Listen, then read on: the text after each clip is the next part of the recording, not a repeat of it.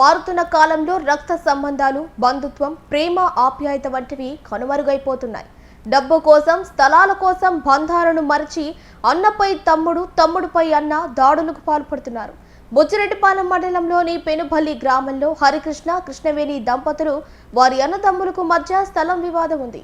ఈ నేపథ్యంలో గురువారం రాత్రి తమ చిన్నాన్న పిల్లలైన తక్కటి ఆనందయ్య, శశి ఇంటికి వచ్చి కళ్ళల్లో మట్టి చల్లి విచక్షణారహితంగా దాడి చేశారని హరికృష్ణ వెల్లడించారు.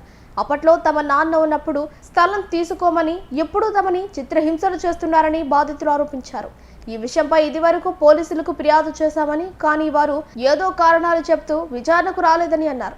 వారిపై తగు చర్యలు తీసుకుని తమకు న్యాయం చేయవలసిందిగా బాధితులు ఆవేదన వ్యక్తం చేస్తున్నారు.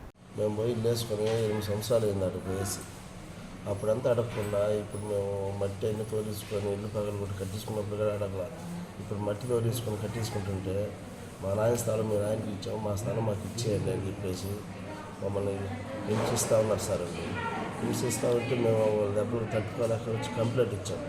ఎవరు తక్కిడి అనాథయ్య, శశి, తక్కిడి చందు, రామకృష్ణమ్మ వాళ్ళందరూ హింసిస్తూ ఉన్నారు సార్. 6 మంది నీకేమవుతారు? మా చిన్న పెదనాన్న పిల్లకరం సార్. వాళ్ళ నాయన స్థలం పైన ఉండింది, మా నాన్న వాళ్ళు కింద ఉన్నాం. ఇప్పుడు ఏంటంటే మా నాన్న ఉన్న రోజులు అడగలేదు సార్.